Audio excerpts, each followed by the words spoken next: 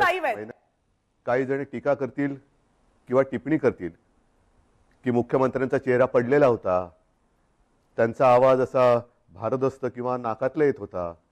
तर साहजिकच आहे त्याला कारण आजच सकाळी माझी जी कोविड टेस्ट केली ती कोविड टेस्ट पॉझिटिव्ह आलेली आहे.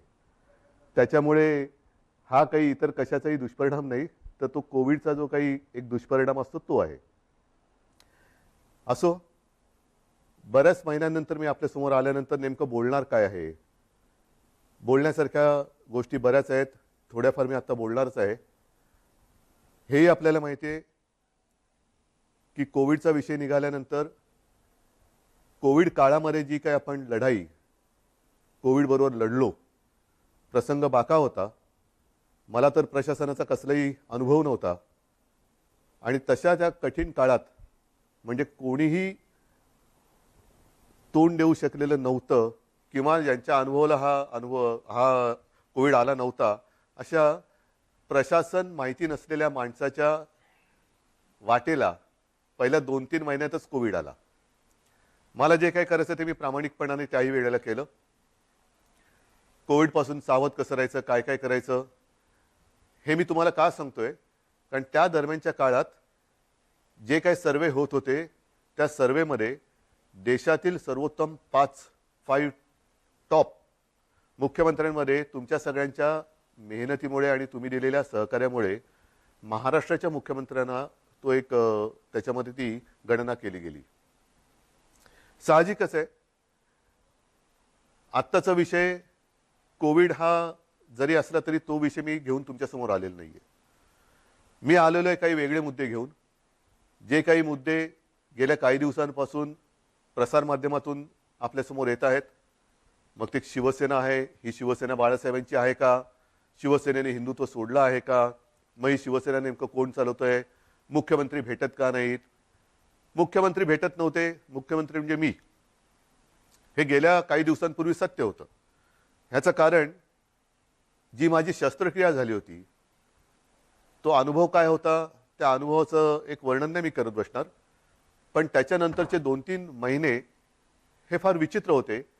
मी कोणालाही भेटणं शक्य नव्हतं, म्हणजे भेटू शकत नव्हतो. म्हणून तो जो काळ होता तो मुख्यमंत्री कोणाला भेटत नाही हा मुद्दा बरोबर आहे.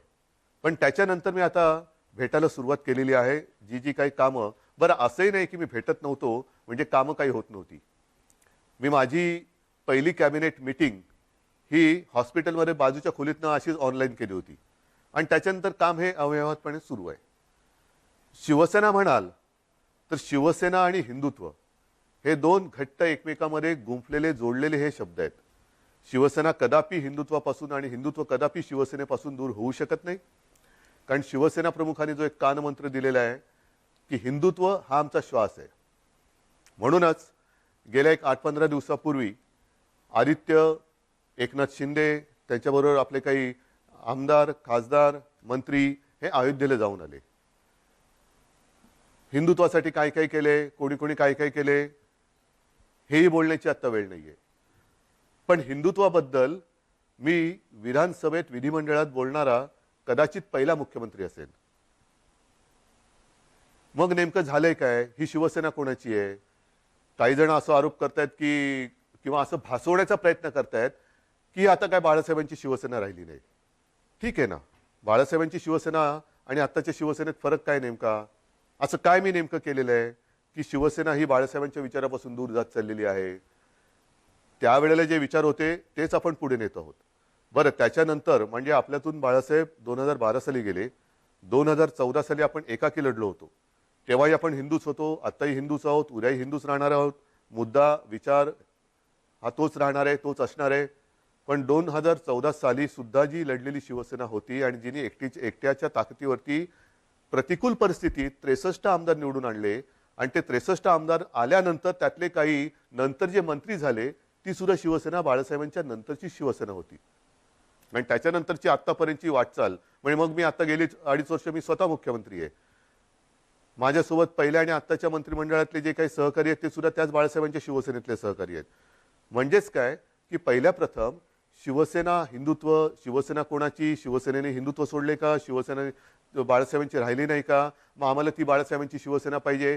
मग मधल्या काळामध्ये जे काय सगळं मिळालं ते बाळासाहेबांनंतरच्या शिवसेनेने दिलं, हे मी म्हणेन कृपा करून लक्षात ठेवा. मग आता मुद्दा काय आहे की सध्या राज्यामध्ये काय चाललेलं आहे. आपल्याला सर्वांना कल्पना आहे की शिवसेनेचे काही आमदार गायब, अमुक गायब, तमुक गायब, गेले कुठे. पहिले सुरतला गेले, त्याच्यानंतर आता म्हणतात गुवाहाटीला गेले. आता त्यातल्या काही आमदारांचे आपल्याला फोन येत आहेत, आम्हाला इकडे आणले गेले, आम्हाला परत यायचंय. आपल्यामध्ये इथे असलेल्या आमदारांना काही फोन येत आहेत. मला त्याच्यामध्ये जायचंच नाहीये. हे जे माझं मनोगत आहे ती मी अवघ्या 5 मिनिटात संपवणार आहे. आणि ते एवढ्यासाठी की काल परवा जी आपली एक निवडणूक झाली विधान परिषदेची, त्या विधान परिषदेच्या निवडणुकीच्या आदल्या दिवशी हॉटेलमध्ये सगळे आपले आमदार होते. मी तिकडे गेलो आणि म्हटली काय परिस्थिती, ही कोणती लोकशाही. ज्यांना आपण आपलं मानतो, शिवसैनिक मरवर मरतात, राबतात, निवडून देतात. जनता सुद्धा शिवसेनेच्या विचारावरती विश्वास ठेवून त्यांना निवडून देते. आणि आपली माणसं ह्यांना सुद्धा आपल्याला एकत्र ठेवावं लागतात का. अरे हा कुठे गेला बघा, तो कुठे गेला बघा. मग मध्येच कोणतरी गायब होतो, कुठे गेला होता, नाही मी जरा बाथरूमला गेलो होतो. म्हणजे बाथरूमला गेला तरी संशय. म्हणजे बाथरूमला म्हणजे असं म्हणतात की शंका ठीक आहे, पण लघुशंकेला गेला तरी शंका. ही कुठली ही शाही. ही अशी लोकशाही काय मला आवडणारी आणि पटणार नाही. आणि मला वाटतं बाळासाहेबांनाही पटत नव्हतं आणि आपल्यालाही पटणार नाहीये. मला एक मुद्दा काय सांगायचा आहे की मला कशाचाही अनुभव नसताना जे काय घडलं, मी इच्छेपेक्षा जिद्दीने करणारा माणूस आहे. इच्छा असो वा नसो, पण एकदा जबाबदारी अंगावर आली तर ती जबाबदारी मी पूर्ण जिद्दीने पार पाडण्याचा प्रयत्न करतो. आणि त्याच जिद्दीने मी शिवसेना प्रमुखांना दिलेलं वचन पूर्ण करणारच हा निश्चय मनाशी बाळगून रणांगणात उतरलो. त्यावेळेला मी आपल्या समोर आलो होतो, आज सुद्धा समोर आलेलो आहे. कोणताही अनुभव नव्हता. आपल्याला तेव्हा नाईलाज झाला, वेगळा मार्ग पत्करावा लागला. काँग्रेस आणि राष्ट्रवादी हे गेले 25-30 वर्ष आपण त्यांच्या विरोधात, ते आपल्या विरोधामध्ये हे लढत आलेलो आहोत. मग त्याच्यानंतर हे जे काय घडलं हे सर्वांना माहिती आहे की काँग्रेस आणि राष्ट्रवादीने, विशेषतः पवार साहेबांनी, ती बैठक आमची तिन्ही पक्षाची झाली. त्या बैठकीमध्ये सगळं ठरलं. आणि ते ठरल्यानंतर मला त्यांनी सांगितलं की उद्धव जरा 1 मिनिट बोलायचंय. म्हटलं काय बोलायचं, आता ठरलंय सगळं. नाही 1 मिनिट. आणि बाजूला खोलीत गेल्यानंतर त्यांनी सांगितलं की उद्धव हे सगळं ठीक आहे, पण जबाबदारी तुम्हाला घ्यावी लागेल. म्हटलं का. तर तसं नाही म्हणे, आमच्याकडे पण ज्येष्ठ लोक आहेत, काँग्रेसकडे पण ज्येष्ठ लोक आहेत, आणि शिवसेनेकडनं जर तुम्ही नसाल तर ते पुढे चालणं हे कठीण आहे. मी म्हटलं पवार साहेब काय मस्करी करता का.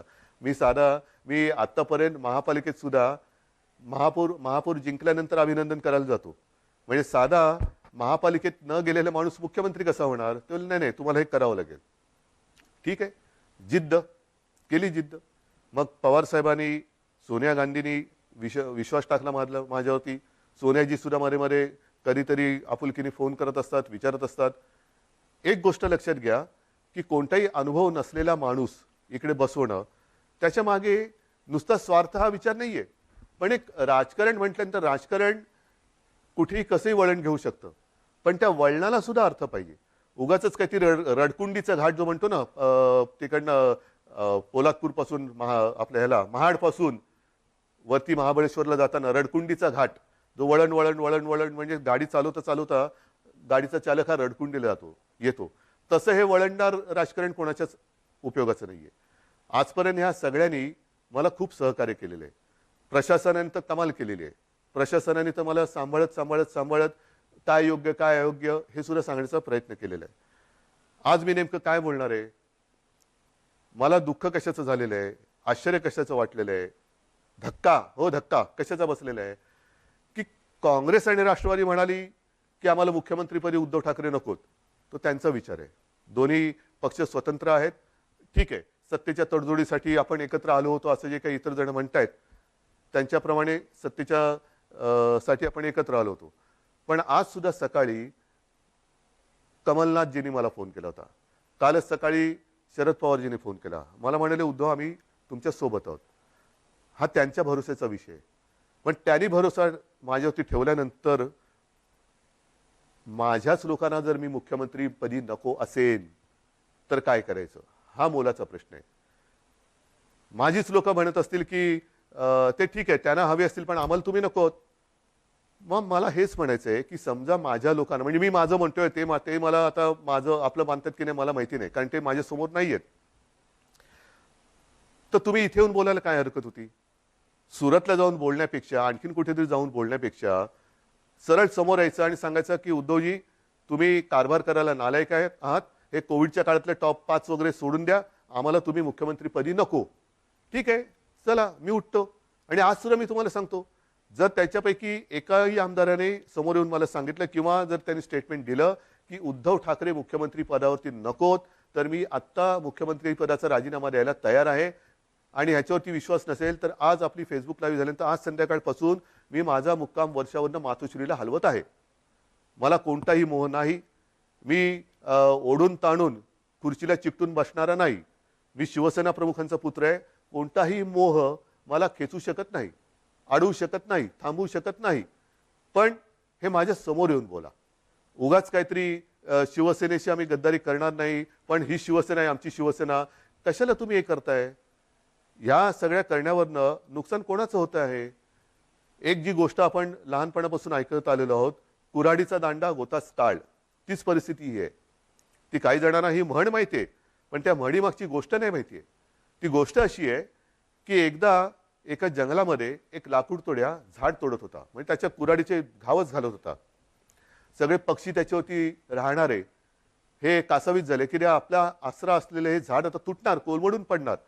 पण त्याहीपेक्षा हे घाव घालत असताना या झाडाला वेदना किती होत असतील, म्हणून ते पक्षी त्या झाडाशी बोलायला लागले. आपल्याला निसर्गाची भाषा येत नाही, पण निसर्ग एकमेकाच्या भाषेत बोलत असेल. तर पक्षी त्याच्याशी बोलायला लागले झाडाला की दादा, तुला खूप दुखत असेल ना रे, खूप वेदना होत असतील ना रे, की तुझ्यावरती हे कुऱ्हाडीचे घाव पडतायत. झाडाने काय उत्तर द्यावं की मला वेदना होत आहेत, दुःख होतंय, पण ते घाव पडतायत म्हणून होत नाहीये.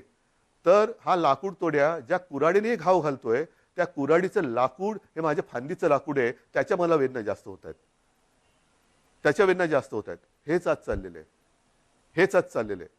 कुऱ्हाडीचा दांडा हा आपला जे गोतास काळ, म्हणजे आपली जी राजकारणातली जन्मदात्री आहे, शिवसेना आहे, तिच्यावरती तिचंच लाकूड वापरून घाव कोणी घालू नका.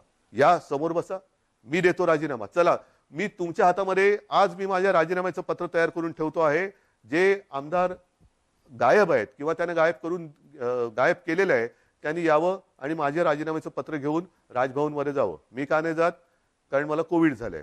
त्यातून राज्यपाल महोदय म्हणाले की उद्धवजी को खुद को आने दो, चलो मैं भी आने के लिए तैयार हूं. मी यायला तयार आहे. म्हणून मी पुन्हा एकदा सांगतोय की ही कुठेही आगतिकपणा नाही, हा कुठेही अगदी लाचारीचा प्रसंग नाही किंवा मजबुरी तर अजिबात नाहीये. कारण आजपर्यंत अशी अनेक आव्हानं बिनसत्तेची आपण पेललेत. हे काय मोठं आव्हान आहे? काय होईल जास्तीत जास्त? परत लढू. जोपर्यंत माझ्यासोबत शिवसेना प्रमुखांनी जोडून दिलेला सारा शिवसैनिक आहे, तोपर्यंत मी कोणत्याही संकटाला भीत नाही. मी आव्हानाला सामोरा जाणारा माणूस आहे. त्याच्यामुळे कोणतेही आव्हान हे घाबरून त्याला पाठ दाखवणारा नाहीये. हे जसं मी मुख्यमंत्री पदासाठी बोलतोय, तसंच मी आज माझ्या शिवसैनिकांना सुद्धा आवाहन करतोय. कारण का तर ही शिवसेना बाळासाहेबांची शिवसेना राहिली नाही असं काही जे आरोप करतायत, त्याला सुद्धा माझ्याकडे उत्तर आहे. ज्या शिवसैनिकांना असं वाटत असेल की मी शिवसेनेचं नेतृत्व करायला नालायक आहे, चला मला सांगा, मी हेही पद सोडायला तयार आहे. मी शिवसेना पक्षप्रमुख पद पण सोडायला तयार आहे, पण हे सांगणारा विरोधक नाही. नाहीतर असे फडतूस लोक खूप आहेत. त्यांच्या सांगण्यावरनं किंवा त्यांच्या त्या काय ते ट्रेंडिंग, ट्रोलिंग, ट्विटर ह्याच्यासाठी मी काय त्यांना मी बांधलेलं नाहीये. मी माझ्या शिवसैनिकाला बांधलेलं आहे. आणि शिवसैनिक सुद्धा या भानगडीत पडणारा नाहीये, कारण तो फेस टू फेस संकटाला सामोरं जाणारा शिवसैनिक आहे. म्हणून त्यांनी सांगावं, मी दोन्ही पदं सोडायला तयार आहे, पण मी मुख्यमंत्रीपद सोडल्यानंतर जर शिवसेनेचा मुख्यमंत्री होत असेल, मला आनंदाने मान्य आहे. पण त्याही पलीकडे जाऊन केवळ मी मुख्यमंत्री नको, दुसरा कोणी असला तरी चालेल, पण शिवसेनेचा म्हणजे उद्धव ठाकरे मुख्यमंत्री नको, दुसरा कोणी चालेल, चला तेही मला मान्य आहे. पण एकदा मला समोर येऊन सांगा. हे इकडून तिकडून नाही, आमचं तुमच्याबद्दल काहीच म्हणणं नाहीये. पण तसं नसेल तर जोपर्यंत मी खुर्ची अडवून ठेवले, तोपर्यंत काय होणार? काहीच होणार नाही. म्हणून एकदा ठरवूया, तुम्ही या किंवा तिकडनं फोन करा आणि सांगा की तुमचं आम्ही फेसबुक लाईव्ह पाहिलं, चॅनलच्या माध्यमातून पाहिलं, फेसबुकच्या माध्यमातून पाहिलं. आम्हाला तिकडे यायला संकोच वाटतो, पण तुम्ही म्हणालात त्याच्याप्रमाणे तुम्ही आम्हाला नकोत, हे स्पष्ट सांगा. मी या क्षणाला मुख्यमंत्री पद सोडायला तयार आहे. या क्षणाला मी मुख्यमंत्रीपद सोडायला तयार आहे. आणि म्हणून बांधवांनो आणि भगिनीनो एकच सांगेन, शेवटी ही पदं येत असतात, पदं जात असतात. आयुष्याची कमाई काय? पदं नसतात. पदावरती बसल्यानंतर जे तुम्ही काही काम करता त्याच्यानंतर जनतेची प्रतिक्रिया काय असते ही आयुष्याची कमाई असते. आणि या 2.5 वर्षामध्ये जे प्रेम तुम्ही मला दिलं, कुठे झाली हो आपली भेट? पण ह्याच माध्यमातून मी तुमच्याशी बोलत आलो. आणि अनेक जणांनी मला सांगितलं की उद्धवजी, तुम्ही बोलताना आमच्या कुटुंबातला एक माणूस आमच्याशी बोलतोय असं वाटतं. हे भाग्य मला नाही वाटत ह्याच्यापेक्षा आणखीन काय असू शकेल. ज्यांची ओळख पाळख नाही, दूर कुठेतरी राहतात, अगदी मुंबईत राहिले तरी भेटीचा कधी योग येईल असाही भाग नाहीये. पण ह्या माध्यमातून जेव्हा मी तुमच्याशी बोलतोय तेव्हा तुम्ही आमच्या कुटुंबातले वाटतात. हीच तर आयुष्याची कमाई आहे. आणि ही आयुष्याची कमाई माझ्यासाठी तरी भरपूर आहे. मुख्यमंत्रीपद हे तेव्हा अनपेक्षितपणाने आलं. आत्ता सुद्धा मी यायला चिकटून बसत नाहीये. जर तुम्ही सांगाल मी आत्ता त्याच्यावरनं पाय उतार तयार आहे. आणि हे माझं नाटक नाही, अजिबात नाटक नाही. कारण नाहीतर म्हणतील की काय हे असं करायचंच होतं. नाही, मला काय म्हणायचंय की तुम्ही संख्या किती कोणाकडे आहे हा गौण आहे विषय माझ्याकडे. शेवटी ही जी काही लोकशाही आहे त्या लोकशाहीमध्ये संख्या ज्यांच्याकडे अधिक असते तो जिंकतो. मग ती तुम्ही संख्या कशी जमवता? प्रेमाने जमवता, जोर जबरदस्तीने का धमक्या दटावण्या देऊन जमवता? हे नगण्य असतं. पण समोर उभी केल्यानंतर डोकी मोजली जातात आणि अविश्वास ठराव मंजूर किंवा अमंजूर होतो. मी ज्यांना माझे मानतो त्यांच्यापैकी किती जण तिकडे गेलेत, किती जण माझ्या विरुद्ध मतदान करतील? नाही. एकाने जरी माझ्या विरुद्ध मतदान केलं तरी ते माझ्यासाठी लाजिरवाणी गोष्ट आहे. आणि म्हणून मला हे एकही मत माझ्यावरती त्यांना अविश्वास ठराव दाखवण्याची वेळ येऊ नये म्हणून त्यांनी मला सांगावं. मी कुठेही त्या नावाचा उच्चार करणार नाही, वाच्यता करणार नाही. तुम्ही सांगा मी मुख्यमंत्रीपद सोडलं, बस. ह्याच्यावर आणखीन काय सांगू? मी माझं मन घट्ट करून तयारीने बसलेलो आहे. मात्र बांधवांना आणि भगिनींना एकच सांगेन की जे प्रेम तुम्ही आजपर्यंत दिलं, उद्या मी सांगितलेलंच आहे की मुख्यमंत्रीपदी माझी राहायची अजिबात इच्छा नाही. पण त्याच्यानंतर सुद्धा जेव्हा जेव्हा आपली भेटगाठ होईल ती मात्र जसा मी फिरत जाईन तशी प्रत्यक्ष होईल. तेव्हा मात्र तुम्ही हे दाखवत असलेलं प्रेम हे सदैव असंच कायम ठेवा एवढीच विनंती करतो. धन्यवाद. जय हिंद, जय महाराष्ट्र.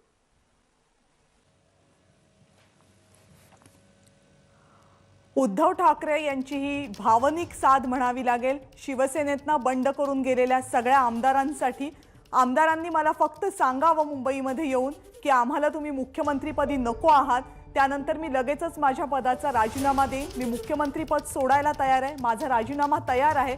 फक्त मला येऊन सांगा, मला कळवा की तुम्हाला मी मुख्यमंत्री नको, मी राजीनामा द्यायला तयार आहे. मुख्यमंत्री उद्धव ठाकरे यांनी फेसबुक लाईव्ह मधून आपल्या बंडखोर आमदारांना केलेलं हे आवाहन.